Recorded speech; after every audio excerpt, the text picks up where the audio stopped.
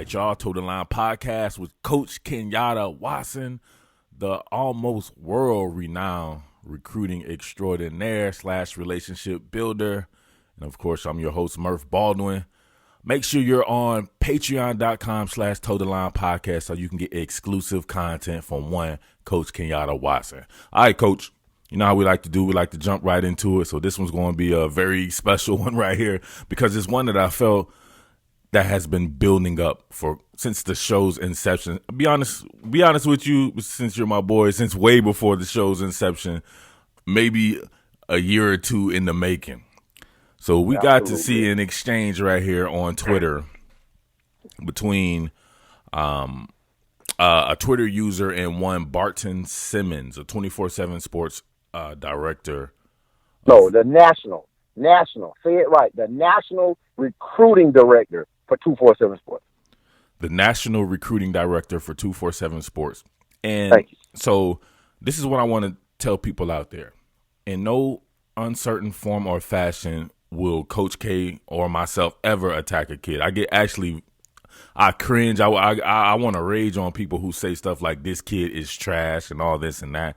These people are in high school, Mike. I mean, you can't be that serious.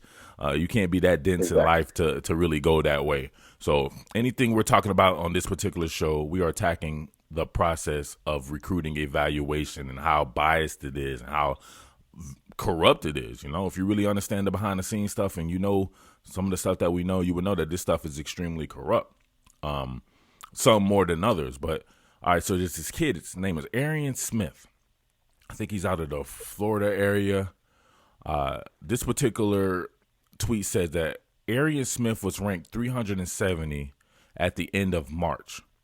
4 months later, he's number 28 overall. No real football games have been played, and he hasn't attended any camps. He's received a ton of crystal balls. That would be their indication of where a recruit may go. So on 247Sports, he's received a ton of crystal balls to UGA. Must be how it works, right? And he tagged Barton Simmons in the tweet, right? So someone says that they won't respond and this and that. And then, lo and behold, Barton Simmons actually responds. He says, yeah, that and him running a 10-3-100 and balling out as a receiver in 7-on-7 after playing the season at QB, but roll with whatever narrative you want to. Your response. Barton Simmons, you are an absolute fraud. There's no way. And his response opened Pandora's box. There's no way that a national scouting director comes out and says, basically admits, hey, this is what I use to rank a kid. There's no way. Eric Stokes, the starting cornerback for the University of Georgia, he ran a 10-3. He balled out in 7-on-7. He wasn't ranked 28, nothing. Okay, what about Kamari Thompson, the wide receiver from Central Gwinnett? He was a 10-3 guy. He dominated 7-on-7. He wasn't ranked 23 nothing. I don't think either one of those guys were higher than a 2-star, maybe a 3-star. Come on, man. This has to stop.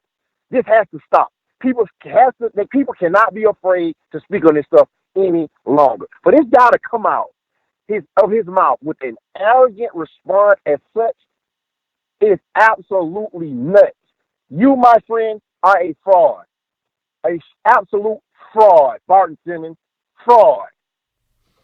Okay, Coach, tell them how you really feel.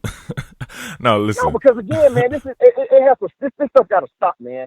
I'm going to tell you another kid who they're screwing over, Harrison Bailey. Harrison Bailey's dropped over 80, 90 spots, some crazy amount of spots since his commitment to Tennessee. All this kid has done is perform every single year that he's been in high school. Elite 11, he won the Elite 11. I mean, not the Elite 11, the 5-star challenge. He won all of this stuff, and the kid keeps dropping. Guess what? This man hasn't thrown double-digit interceptions in no season that he's been in high school. It ain't his fault that he's hurt. Guess what? He gets hurt because he's playing behind a below-average offensive line. The film proves it. I watched this kid up close and personal take a beating against Grayson last year. He was like 5 for 14, maybe 40 yards in the first half. Comes back out the second half and throws over 370 yards, 5 touchdowns. The kid kept getting up. Kevin Harris was pounding this kid. He was getting pounded, and he kept standing up, coming back, fighting. Come on, man. And that's the stats don't lie. But listen, stats don't lie, and that's against what, the highest classification of ball in the hotbed of the United States. However, we see the very next class in the 2021 class, get a very talented quarterback, Brock Vandegrift, right? And he plays in what classification? I think like 1A. So how do you correlate something like that? A 1A player going against highest classification? But let me say this: like Brock is a phenomenal athlete. I mean, he is, when he steps on the field on Friday night, he's the best athlete on the field. Yeah, so no shot at Brock. Oh no, Brock is the truth, but it's 1A ball. Right, but the point is, what would Harrison Bailey do? What would Harrison Bailey do? What would Harrison Bailey do in 1A football? He probably would throw for 10,000 yards in a season. But let's get back to Barton Simmons. Let's get back to this guy's response. First of all, why do you even respond? Why? And if you do respond, why is that your response? So basically, you're telling America, you're the national scouting director, and you're telling everybody, I don't care what you do in your football season. As long as you run fast on the track and you dominate 7-on-7, we're going to jump you from 370 to 28. No. That's a problem. That's a problem. This is flawed. This system is flawed, and it has to stop. This has to stop. And the reason it has to stop because so many kids are hanging on every recruiting ranking list update, and it's baloney, man. This is ridiculous. It's ridiculous to the point where there are people. I'm not gonna call out specific names, but there are people that work in the industry for 247Sports that flat out said this is bananas. They said it. I got the text messages to prove it. This is bananas. No way did you come out and say that. Yeah. Remember what I said before. I don't think people understood what I was really getting at when I called it World Wrestling Entertainment. This is to sell subscriptions. If a guy jumps that many spots, what does it do? It has people blow a gasket, right? It has one faction of people, they'll blow a gasket. Then another faction of people will love it because, like he said, there's a lot of crystal balls going to a certain school, or maybe this school's in on him right there. This is perfect to sell subscriptions.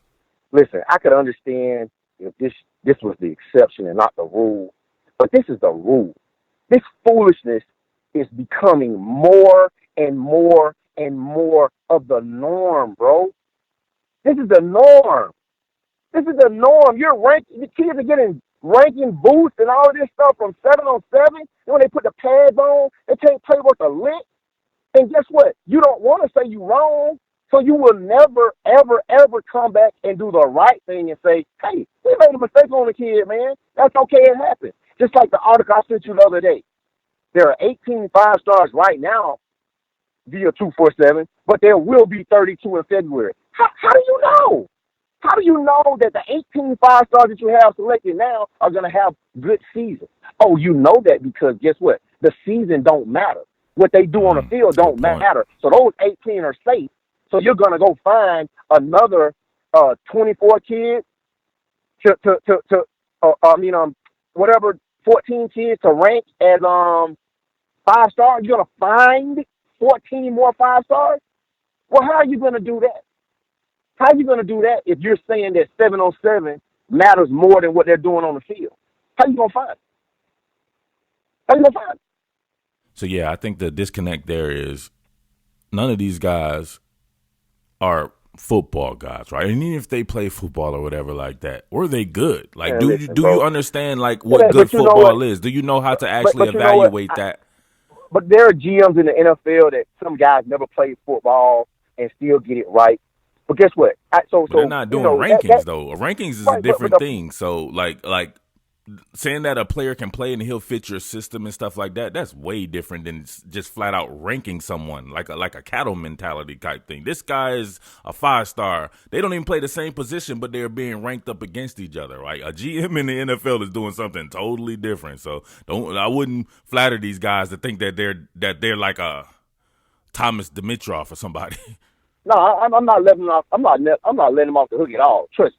But the thing that again, man, I'm blown away. I'm blown away that the national scouting director comes out and says because a kid ran a 10-3 and he dominated 7-on-7.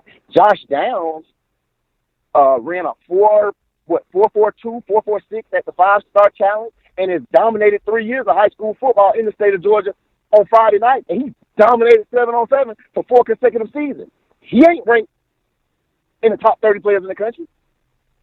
I mean, the list goes on and on. We can name kids all day long, bro. We can name kids all day long that have dominated 7-on-7 and have run fast.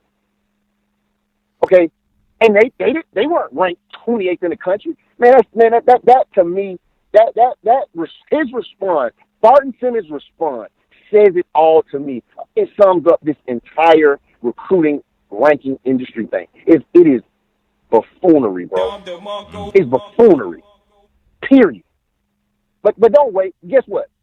We got something real special coming for everybody. Y'all want a real? We got something real. Just stay tuned. We got something real special coming down the pipeline. You just stay tuned. All right.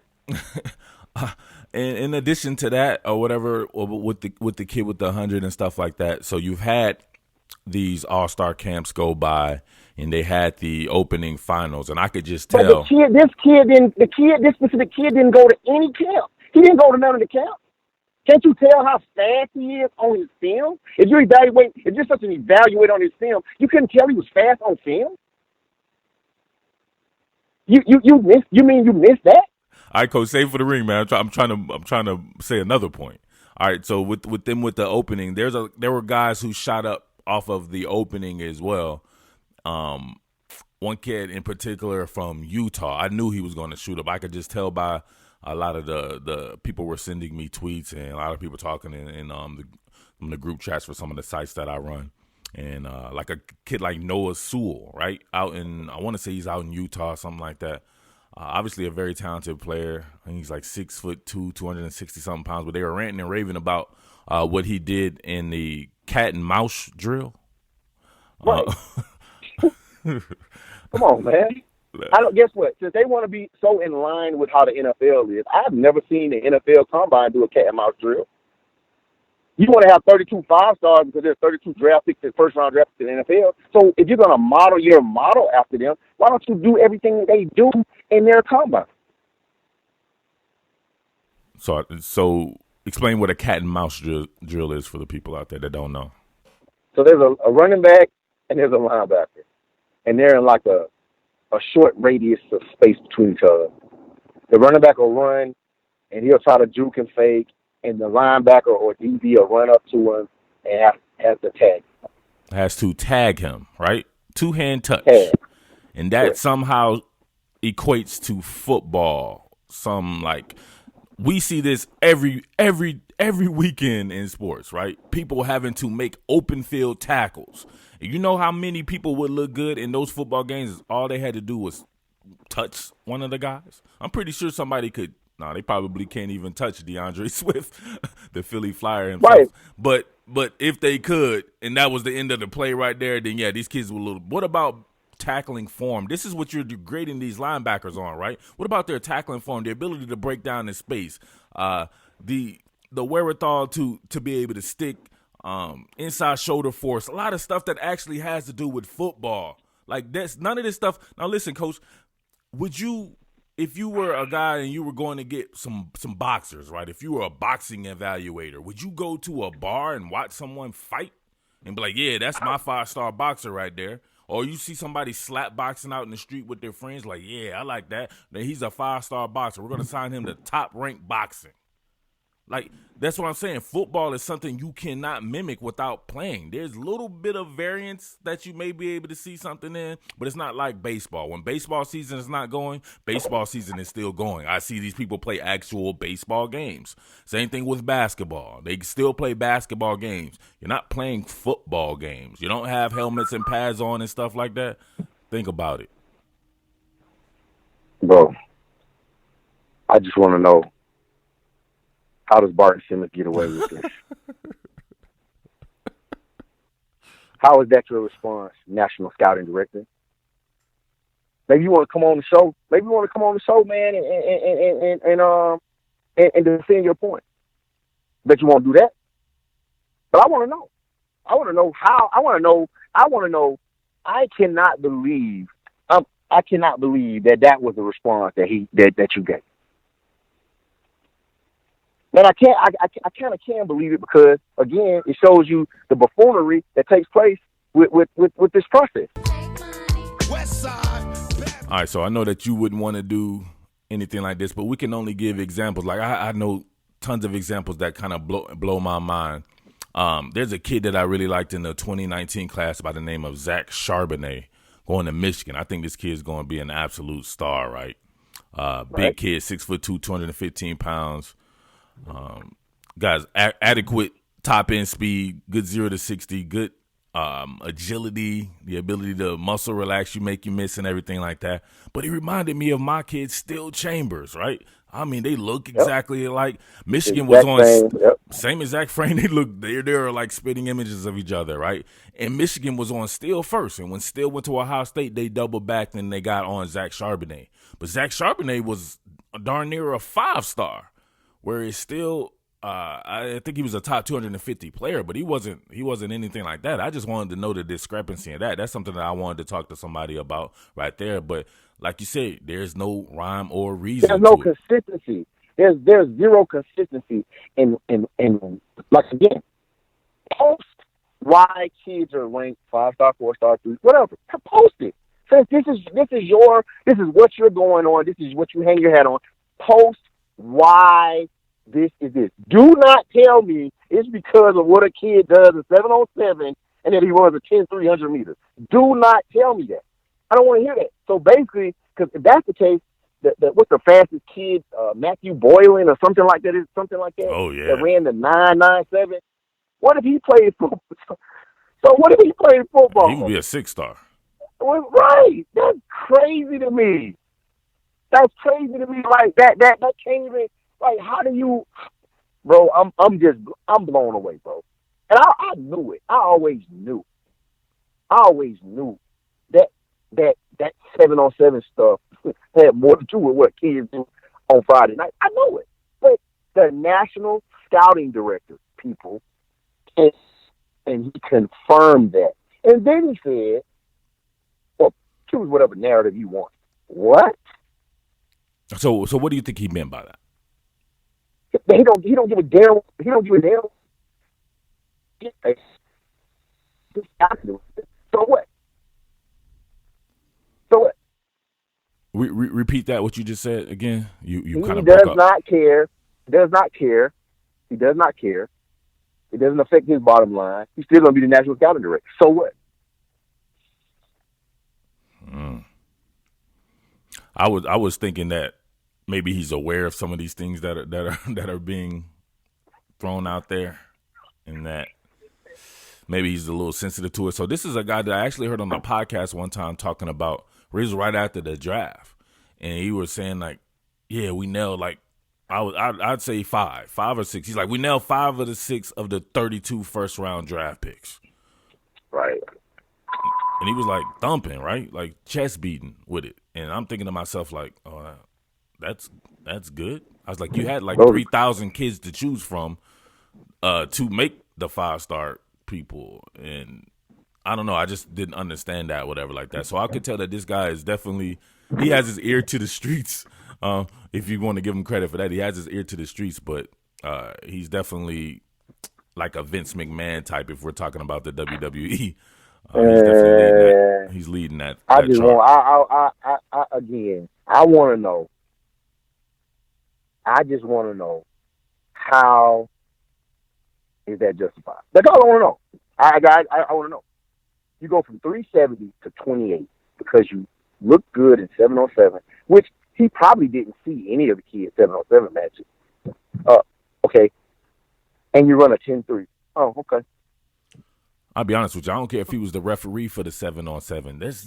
There's not much you can glean Can't from do that. Because man, where are the concepts at? Where's the ability to have to adjust to a defense that's keyed in on you? Where are the down and distance situations and understanding how to do this and that in critical moments? And a lot of that stuff is missing from a 7-on-7. No pass rush, no.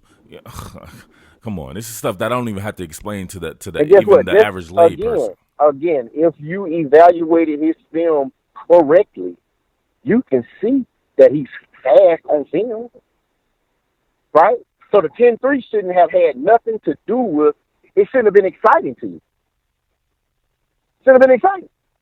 Okay, here's a fast kid, kid's fast, But what about the quarterback? What about football, man? You know how many kids on these rosters are fast? Like I would beg to say that most of the fast kids on each college football roster are probably not the best player on the team, not even close. I think about all kinds of cats on these teams that I cover that I know are super fast, but they're not the best player. You know who the best players are? The guys who understand football. Right? This is a sport. This is not the Olympics. Football is a sport. Like I said before, you can go out there and punch in a bar. That doesn't make you Floyd Mayweather.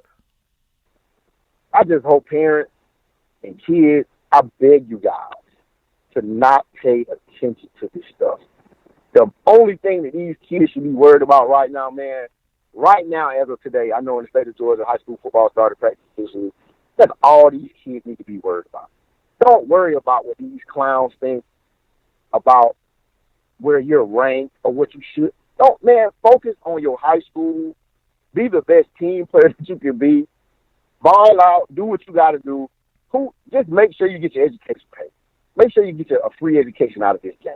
But don't let this stuff, man, make or break you one way or the other. Because we see, maybe I'll start a 7-on-7 league. Maybe I'll start a 7-on-7 team, and I'll go find all the fastest kids in America and put them on a 7-on-7 team, and we're just going to run vertical routes the entire time. Score a bunch of points. Isn't 7-on-7 like 40 yards, like total? Right. Like you're not even it's not even full field football. Who are you playing with? Who are you playing with the 7-on-7? Were you on the absolute elite of the elite teams? Like who are you playing with? Who was defending you? Man, come on, man. Like, come on, that's bad, Barton. That's bad, Barton Simmons. That's bad. For you to come out and give that response pretty much sums up what I already thought about. Yeah, so all right, so moving on past that, Coach, we had I don't want to move on. I don't want to move on. I want to be the national scouting director. What makes him better than me? I played the game at the highest level. I actually played. What makes him better than me? Bang. In his defense, he played. I told everybody. I think. When these kids were in the 7th grade, 6th and 7th grade, the 2019 class, state of Georgia is going to be the best class in the country. Everybody laughed. You can't tell that. You can't do that. I wasn't wrong. I got it right for an entire class before anybody else knew them. Doesn't that give me some kind of credibility to be the national scouting director? Does that not get me in the game? Is that not a resume builder? You may be overqualified. Right. Man, please. Okay, we can move on.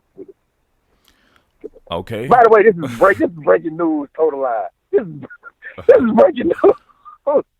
This is breaking news, total lie. Come on, man. All right, Coach, we had a couple of transfers in the 2018 class. One, a kid that we know very well, extremely talented kid, one of my favorite kids that I had the pleasure of scouting when he was in high school at Greater Atlanta Christian Academy. I saw him when he was a sophomore. I was sent to do some film evaluation on Davis Mills, one of the best quarterbacks that I've seen who has not made an impact yet at the college level. But that would be Kyler McMichael from Clemson transferring. And I think this hits kind of close to home for you because he's a cornerback, right? Just like your son. And so 1 year in, he's transferring from Clemson to the University of North Carolina. Extremely talented, on the best team in the country, right? So what factors in a decision like that? Like if your son was in this very type predicament that we would perceive Kyler to have been in? Again, man, I think it's a personal. I think it's all, your personal preference at the end of the day. Because like this. What would you do if there was no transfer portal? He was listed behind AJ Terrell. What happens if AJ would have gotten hurt? And, he had to be the guy. And I know the family personally. He played. He played with him. And guess what? Great kid, great family. They made the decision that they felt was best for them. Okay, but at the end of the day, I wasn't there to know, what went on behind the scenes, or how players moving positions affected that decision or anything like that.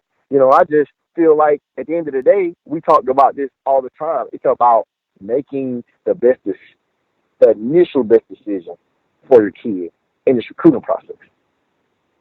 Maybe Clemson wasn't the best spot for him coming out of high school. He thought it was. He realized that it wasn't. Obviously, he's transferring to North Carolina, and who knows? Wishing nothing but the best of luck. But he's doing what's best for him. From an evaluation standpoint, I told him this when he was a sophomore. I thought he was running back. I thought he could be the best. There you go. He's a draftable running back. I mean, special. Not saying he's not a draftable quarterback, but at running back, he is a whole different animal. But that's not what he wanted to play. And guess what? He wasn't ranked, quote unquote. I got my quotations up. He was ranked like the 58th player in the country, number 8 or 6 or 8 quarterback in the country. So, I mean, again, could that have swayed him to being wanting to play quarterback? I don't know. I think that the kid is a high draft pick as a running back. Yeah, he's a freakish athlete at the running back position because has some blinding top end speed, but it's mostly kind of straight line speed. This is what I noticed about him, and when we would talk about his prospects, he hated the running back thing. I could see him almost roll his eyes when I was talking to him about how great he would be. Look, I think he could be an elite draftable cornerback. Oh, no doubt about it. I just thought that was something he would have to work on a little bit.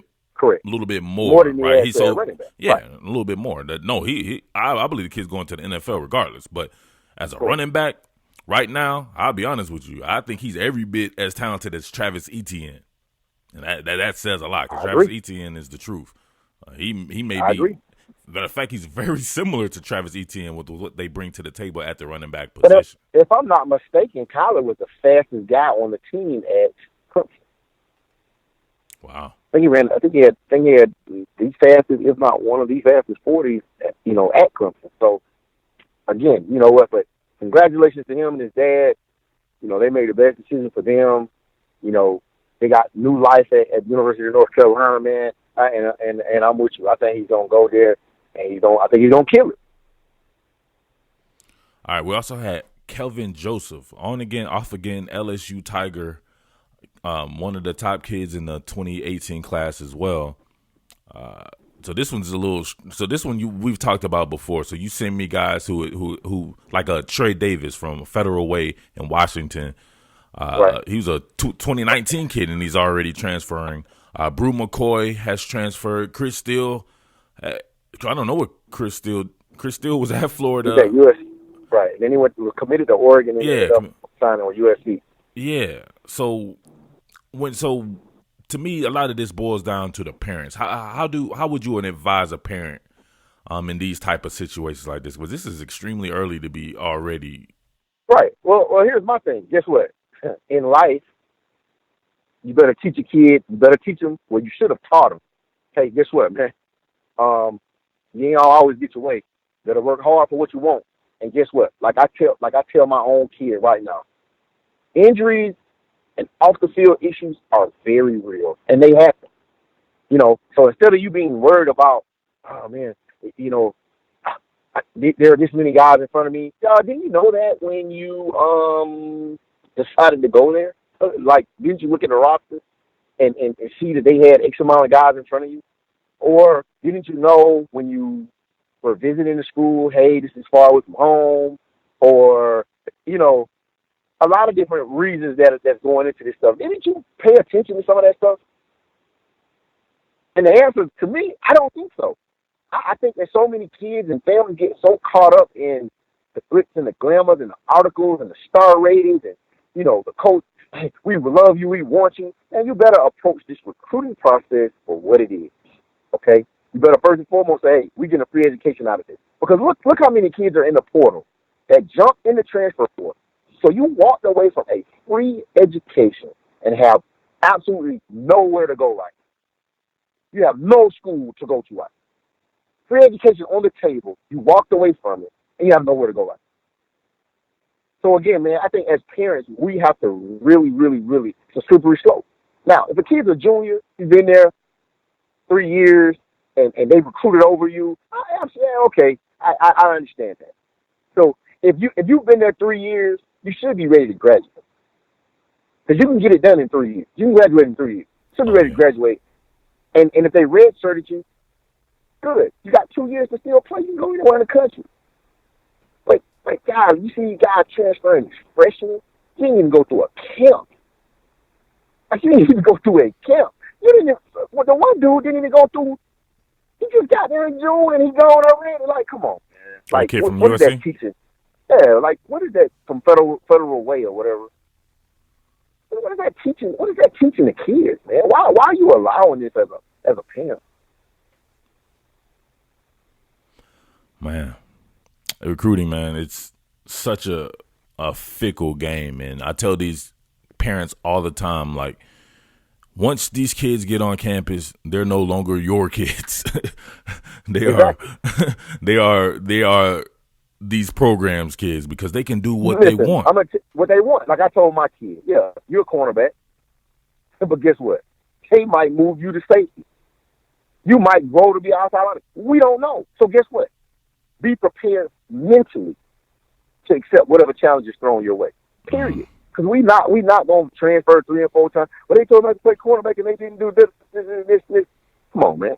These colleges want to win. So they're going to play the best player, freshman or not. They want to win. They got jobs, man. They got jobs to keep. They got to put the best players on the field. They got to win. People aren't just, they're moving you because they think that's what's going to be best for them. And you got to understand that. You got to talk to your kids to be prepared to play whatever they want you to play. If this is going to help you get on the field faster, you better go. I just had a conversation with one of my guys that signed in the 2019 class. He went to said college as a safety. Coach, they want to move me to outside linebacker. He didn't want to do it. Are you nuts? You're a third-string safety, but you would be a 2, possibly battling for a starting spot as an outside linebacker. Why would you not want to move to outside linebacker? Like, that don't even make sense to me. And guess what? In today's system, everybody's in the spread running stuff. Really, outside linebacker is nothing but a box, a nickel slam, a strong safety anyway. You're the outside linebacker to the open receiver side every time, whatever. So basically, you are a safety. Oh, you're right, Coach. I didn't think of it like that. Right. Be prepared to move when they tell you to move. Be prepared. Period. Don't tuck tail and want to leave. Man, the end game should be about getting to the next level and making generational wealth. Man, the end game should be getting a dang on degree. That's what the end game should be. That's what the end game should be, is get a degree. But you're gonna go there each time. I'm just talking about just from the positional standpoint. Right, but look how many kids in the transfer portal right now that walk away from free education. Yeah, all these schools offer education though, so I will say that. So that the end game is definitely that, but all these schools offer education. No matter which school you go to, you will get a degree if you complete your services there. But as far as the NFL portion of this, some are better than others. Some are better than others, but I mean, not everybody can go to Stanford. Not everybody can go to Vanderbilt or wherever. But guess what? Those ones that you think aren't better than the others, there are people walking around that have no type of degree or anything like that. I'm pretty sure they would take those as well once they see what it is when you get older and you're an adult, if you get what I'm saying. But from the NFL standpoint, that should be where you want to go, and switching positions should be something that you should, if a coach, an evaluator, a real evaluator, not like 247 Sports, a real actual coach on the college program thinks that you would fit at another position, man, I would roll with it. So he sees something in you that can help you get to the next level. Now check this out. I had a thing on my YouTube, Top Billin Sports. Make sure you guys visit that. I talked about the impact that one Jaden Hazelwood, a kid me and you both know pretty well, the impact that he will make at the safety position. The kid played safety his entire career at Cedar Grove and was very impactful, very physical. It's funny. He's kind of finesse as a receiver, but as a safety, he's extremely physical, kind of a ball hawk, very heady, instinctual type player, and he's on a team that has like 100 receivers. Matter of fact, he may not even be the best receiver in his own 2019 class at the University of Oklahoma. May not even be the second best. They have a couple of kids that came in there with him, and they'll never hurt for receivers, but they are hurting for defensive backs and safety in particular. The type of impact that he can make, man, what do you think about something like that? I mean, he's the type of kid, he can make the impact on both sides of the ball. He's that special of a kid. But I agree with you. Him at safety, man, was scary because he played with a whole different type of, like, nasty. Like, he was trying to take your head off. I mean, it was crazy. But again, at receiver, man, he was a guy. He played angry. But at either position, I think he could be really good at. But again, if they came to him at Oklahoma and asked him to move to safety, transfer portal, I don't know. I don't know. I don't know. Sometimes these kids have it made it up in their mind what they want to play, and that's just it. It is what it is. But again, he's the type of kid. I think he could have been a five-star safety. Yep. just as well as a five-star wide receiver. Yeah, for sure. Because he played angry. I mean, he was smart. He was instinctual. He did a lot of things that you couldn't teach from the safety position. A lot of things. And, shout out to my boy. I just talked to him the other day. He's doing good out there at Oklahoma. But definitely, I agree with you 1,000%. All right, Coach, any last words before we get out of here? We both have some stuff to do. Yeah. Stop believing these rankings. Anytime the National Scouting Director comes out and says a kid jumped over 300 spots because he ran a 10-3 and played really well in the 7-on-7, then that's a problem. You need to go back and like I said, look at I gave you two really good examples here from Georgia kids, Eric Stokes and Kamari Thompson. Both were 10-3 kids. Both had phenomenal 7-on-7, but they were not ranked 28 nothing. I don't even think they were ranked 28th in the state. So, you know what, man? It is what it is. But thanks, Barton. Appreciate it. Appreciate it. Really appreciate it. All right. Make sure you're on patreon.com/Toe the Line Podcast so you can get exclusive content from Coach K. And, man, make sure when you're there, you send those questions in to Coach K. I know you guys have a lot of questions that you want to ask this guy as it pertains to recruiting. And there's nobody better to answer those questions. And we'll get those answered on the show. I can get those answered at any time that you would like as well. All right. So with that being said, go ahead, Coach K, get us out of here. Give me a yes, sir. Yes, sir. West Side, bad boy killers.